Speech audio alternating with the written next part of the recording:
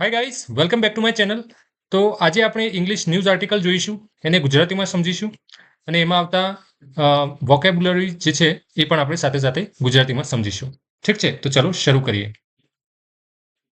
અહીંયા હેડલાઇન છે x US NSA એટલે કે પૂર્વ યુએસ એનએસ એટલે યુનાઇટેડ સ્ટેટના નેશનલ સિક્યુરિટી એડવાઇઝર, એનએસએ એટલે નેશનલ સિક્યુરિટી એડવાઇઝર, એમણે કહ્યું અહીંયા Trump not thinking about the effects of his actions. એટલે એવું કહે છે કે ટ્રમ્પ જે ડિસિઝન લઈ રહ્યા છે, જે એક્શન લઈ રહ્યા છે, એ એમના એક્શનની ઇફેક્ટ શું થશે એના વિશે વિચારી નથી રહ્યા. US president Donald Trump's former national security adviser John Bolton on Wednesday, એટલે કે યુએસ પ્રેસિડેન્ટ ડોનાલ્ડ ટ્રમ્પના પૂર્વ જે એનએસએ છે નેશનલ સિક્યુરિટી એડવાઇઝર જ્હોન બોલ્ટને વેન્સડે બુધવારે શું કહ્યું? The latest conciliatory message. The latest conciliatory message એટલે કોન્સિલિએટરી એટલે કે સમાધાન કરનારું, સમાધાન રૂપી કોઈક એવો પોઝિટિવ મેસેજ આવ્યો હોય.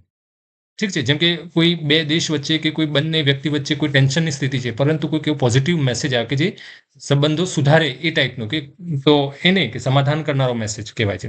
એટલે કોન્સિલિએટરી એટલે સમાધાન કરે એવું પોઝિટિવ સાઇનમાં છે આ word. Conciliatory message between Trump and Modi were a positive sign. એમને એવું કહેવું છે કે લેટેસ્ટ એટલે હમણાં જે કોન્સિલિએટરી મેસેજ એટલે કે સમાધાન કરનારો જે મેસેજ આવ્યો કોની વચ્ચે, ટ્રમ્પ અને મોદી વચ્ચે, એ કેવું છે, પોઝિટિવ સાઇન છે. એન્ડ હોપ, એ આશા રાખે છે that it would end the confrontation between the two countries.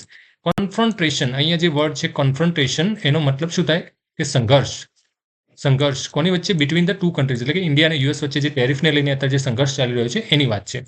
કોન્ફ્રન્ટેશન એટલે કે સંઘર્ષ, બંને વચ્ચેનો સંઘર્ષની વાત છે. બરાબર. In an exclusive interview to TOI, Bolton, who has been a vocal critic of the Trump, said, એટલે કે અહીંયા એક્સક્લુઝિવ ઇન્ટરવ્યુ ટાઈમ્સ ઓફ ઇન્ડિયાને જે એક્સક્લુઝિવ ઇન્ટરવ્યુ આપી બોલ્ટને, કે જે વોકલ ક્રિટિક એટલે કે જાહેરમાં જે ટીકા કરે એને ખુલ્લેઆમ ટીકા કરનાર, એટલે કે ટ્રમ્પના ટીકાકાર છે. ઠીક છે, એમના ડિસિઝનની ટીકા કરતા હોય કે શું સારું છે શું ખોટું છે, એમ ક્રિટિક, એને ક્રિટિક કહેવાય. ઠીક છે, તો એ વોકલ ક્રિટિક એટલે જાહેરમાં ખુલ્લેઆમ ટીકા કરનાર છે ટ્રમ્પના. એમણે કહ્યું Trump sees state to state relations as being almost totally embodied in the personal relationship between the leaders of the country concerned. અહીંયા એનો મતલબ એવો થાય કે જે ટ્રમ્પ સ્ટેટ ટુ સ્ટેટ એટલે અહીંયા કન્ટ્રી ટુ કન્ટ્રી, જેમ કે ઇન્ડિયા યુએસના રિલેશન છે, યુએસ ચાઇનાના રિલેશન છે, યુએસ રશિયા રિલેશનશિપ છે, તો એને સ્ટેટ ટુ સ્ટેટ કહે છે. એ જે રિલેશન્સ એના જે સંબંધો છે as being almost totally embodied in the personal relationship, એટલે કે એ જે આ જે રિલેશન છે સ્ટેટ ટુ સ્ટેટના રિલેશન્સ, એ એવો ગુણ દર્શાવે છે કે એમના પર્સનલ રિલેશનશિપ કેવા છે લીડર વચ્ચે, કે ટ્રમ્પના અને મોદી વચ્ચેના પર્સનલ રિલેશનશિપ કેવા છે. અગર બંને સારા છે તો સ્ટેટ ટુ સ્ટેટના રિલેશન સારા છે, અને જો બંને નેતાઓના એકબીજા વચ્ચેના રિલેશન સારા નથી તો સ્ટેટ ટુ સ્ટેટના રિલેશન પણ સારા નથી. એ ટાઈપની અહીંયા ક્વોલિટી છે ટ્રમ્પના જે ડિસિઝનમાં. બરાબર, ટ્રમ્પના જે રિલેશન છે સ્ટેટ ટુ સ્ટેટના, એમાં એમના પર્સનલ જે રિલેશન્સ છે એ દેખાય છે. બરાબર, એવું કેવું છે.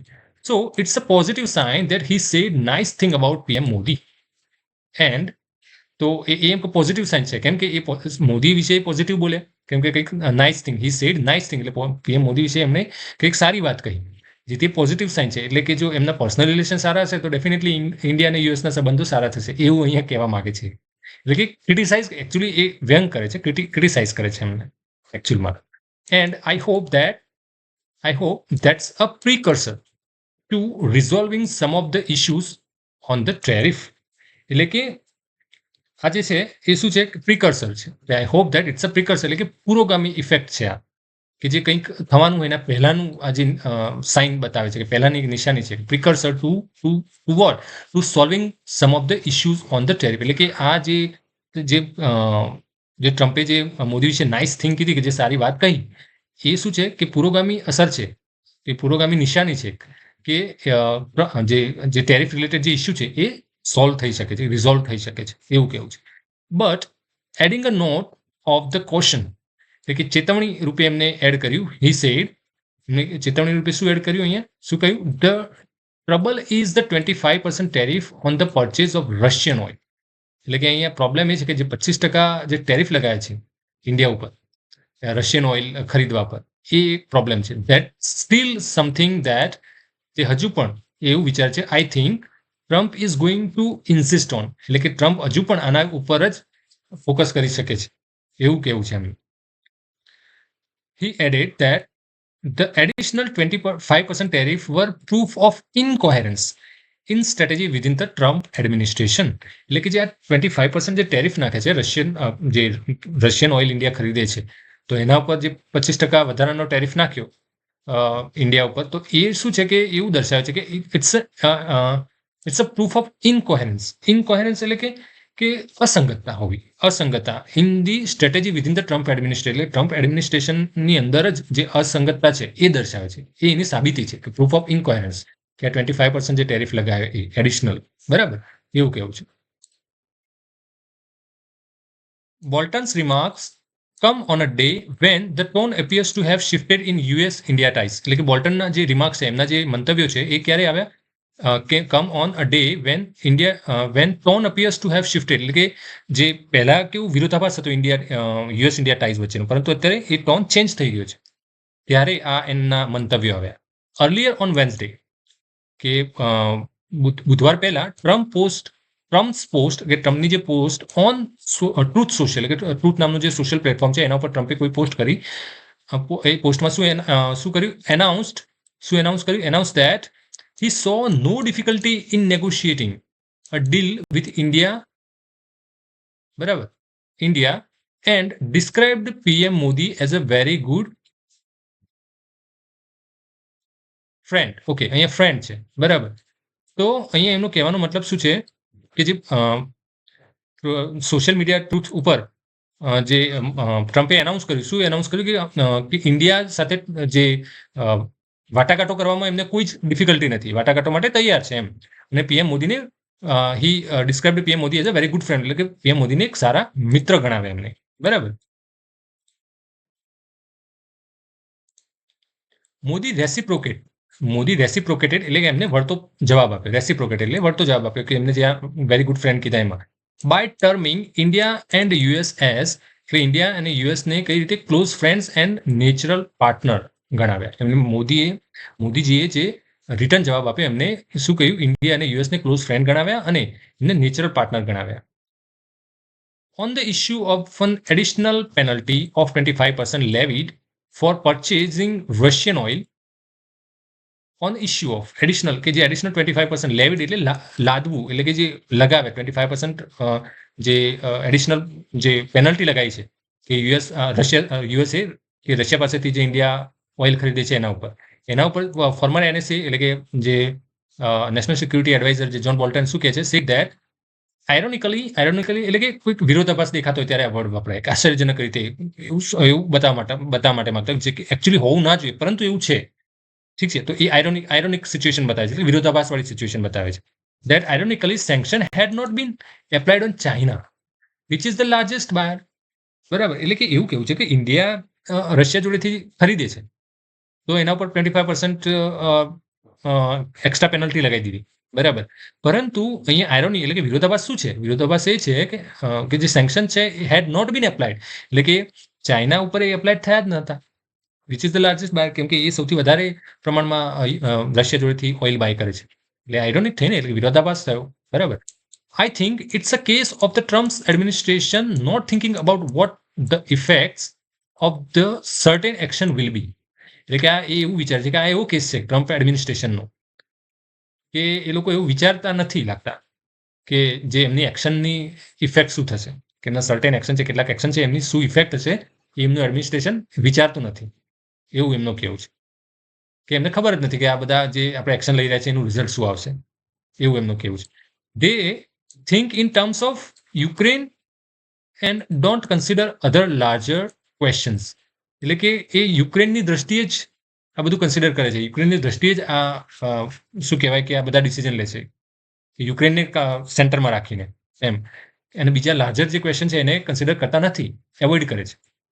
And that is why this confrontation, એટલા માટે કે જે આ સંઘર્ષ છે has been so damaging to long standing efforts to try and draw India closer to US, he said.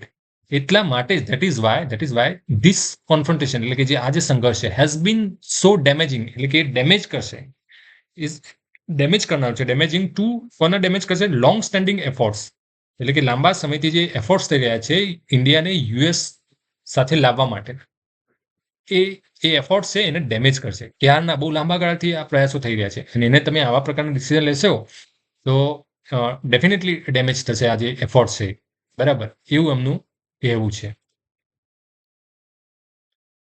Speaking on the structuring of the oil levy એટલે કે જે ઓઇલ ઉપર જે ટેરિફ લગાવ્યા છે એના ઉપર એ એવું કહેવા માંગે છે કે હી સેડ એવું કહે છે કે it was created with two objective એટલે કે આજે જે ઓઇલ ઉપર જે વધારાના ટેરિફ લગાવ્યા છે જે ઓઇલ પરચેઝ ઉપર એના એકચ્યુઅલી બે ઓબ્જેક્ટિવ છે ફર્સ્ટ ઓબ્જેક્ટિવ કયો ટુ રિડ્યુસ રશિયાની રેવન્યુ ઓછી કરવા માટે ટુ ઇમ્પેર ઇટ્સ એબિલિટી કે એની એબિલિટી છે ટુ ઇમ્પેર એટલે ઘટાડવી ઓછી કરવી its ability to conduct the war એટલે કે અત્યારે જે રશિયા યુક્રેન વોર ચાલી જ રહ્યું છે તો એમાં કેવું કે રશિયાની રેવન્યુ ઘટશે તો એ વોર છે એ ઠંડુ પડશે ને એની એબિલિટી ઘટશે યુદ્ધ કરવા માટેની ટુ ઇમ્પેર એટલે કે ઘટાડવું ઓછું કરવું એની એબિલિટી ઓછી થશે રેવન્યુ ઓછી થશે ઓટોમેટિકલી કેમ કે જો ઇન્ડિયા ઉપર આ રીતે ટેરિફ લગાવશે તો ઇન્ડિયા ઓછું બાય કરશે રશિયા જોડેથી જેથી એમની રેવન્યુમાં ઘટાડો થશે એવો એમનો મત હતો બરાબર એટલે એમનું કહેવું એવું છે કે આ ઓબ્જેક્ટિવ એ છે and ability to conduct the war in Ukraine and keep Russia oil under a price cap એટલે કે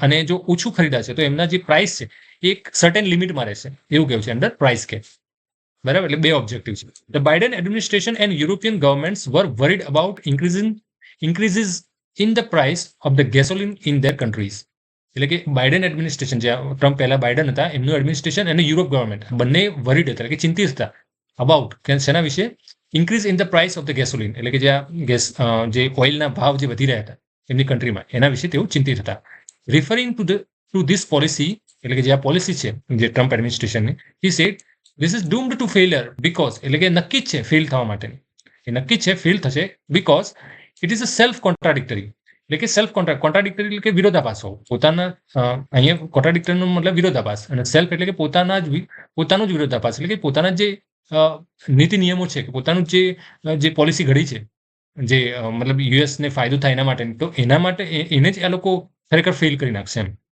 એવું એમનું કેવું છે my understanding is that much of the oil that India bought from the Russia was sold to the Europeans એટલે કે એમનું understanding એવું છે એવું સમજે છે કે જેટલું પણ ઓઇલ ઇન્ડિયાએ યુએસ પાસેથી ખરીદ્યું એમાંથી ઘણું ખરું તો એ યુરોપિયનને વેચે છે એમને વેચ્યું બરાબર એવું કેવું છે so it's a little bit hard for Europeans to complain about this એટલે યુરોપિયન માટે પણ આ હાર્ડ છે આના વિશે કમ્પ્લેન કરવી ટુ મી એમના માટે it's a further proof of incoherence with the Trump administration એટલે કે આ જે સિચ્યુએશન છે કે રશિયા જોડેથી ઇન્ડિયા ખરીદી અને પછી યુરોપમાં વેચે છે તે આ પણ આ બધું જે છે ઇનકોહેરન્સ છે એટલે કે અસંગતતા દેખાઈ રહી છે એમને ફરીથી ફર્ધર પ્રૂફ ઓફ ઇનકોહેરન્સ એટલે આ પણ એક સાબિતી છે અસંગતતાની ટ્રમ્પ એડમિનિસ્ટ્રેશનમાં એવું એમનું કેવું છે એટલે બેસિકલી અહીંયા ન્યૂઝમાં ટ્રમ્પ એડમિનિસ્ટ્રેશન વિશે વાત છે કરંટ સિચ્યુએશન જે સિનારીઓ થઈ રહ્યા છે એના વિશે બરાબર તો આ હતો એક આર્ટિકલ જેને આપણે ગુજરાતીમાં સમજ્યા એમાં આવતા ઇંગ્લિશ વર્ડ્સ પણ સમજ્યા આઈ હોપ કે તમને સમજાયો હશે કઈ રીતે ઇંગ્લિશ ન્યૂઝપેપર વંચાય